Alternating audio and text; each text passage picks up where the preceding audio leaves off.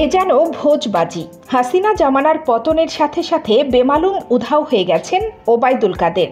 মহাশক্তিধর এ নেতার হদিস মিলছে না কিছুতেই। পুরনো দল আওয়ামী লীগের সাধারণ সম্পাদক সাবেক সেতুমন্ত্রী কাদেরকে ধরতে একাধিক নিষ্ফল পুলিশি অভিযান কেবলই হাস্যরস জুগিয়েছে। দু এক সহযোগীকে আটক করা ছাড়া আইন শৃঙ্খলা বাহিনী অবশ্য তার টিকিটাও স্পর্শ করতে পারেনি। ভারতে অবস্থানকারী রাজনৈতিক সূত্রগুলো বলছে কাদের আদৌ সে দেশে যাননি। কেউ বলছেন দুবাইয়ে আত্মগোপনে রয়েছেন তিনি, কারো দাবি তিনি সিঙ্গাপুর বা থাইল্যান্ডে পলাতক রয়েছেন, আবার কারো দাবি সরকার পতনের পর তার অবস্থান ছিল যশোরে, সেখান থেকে অবৈধ পথে ভারত গেছেন তিনি। অনেকের ধারণা ওবায়দুল কাদের পালানোরই সুযোগ পাননি, পলাতক রয়েছেন দেশেই।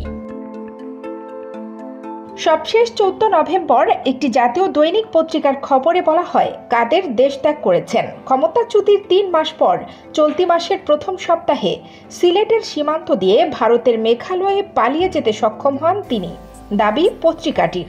আওয়ামী লীগের একাধিক কেন্দ্রীয় নেতাও গণমাধ্যমকে বলেছেন ওবায়দুল কাদের মেঘালয়ে আছেন। গত 2 মাসে তার গ্রেপ্তার প্রচেষ্টা একেবারে জলে গিয়েছে। সম্প্রতি চট্টগ্রামে অভিযান চালিয়ে কাদেরের স্ত্রীর ভাইকে আটক করা হয়। জিজ্ঞাসাবাদ করে পরে তাকে ছেড়েও দেওয়া হয়েছে।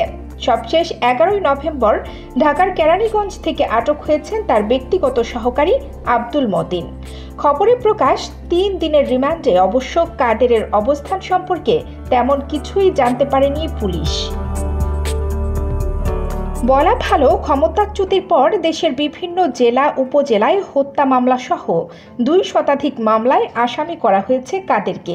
গত 5 আগস্ট শেখ হাসিনার পতনের পর দলের নেতাকর্মীরা বিভিন্ন দেশে আত্মগোপনে চলে গেছেন। পতিত স্বৈরাচার সরকার প্রধান শেখ হাসিনা ভারতে রাজনৈতিক আশ্রয়ে রয়েছেন বলে একাধিকবার স্পষ্ট করেছে দিল্লি।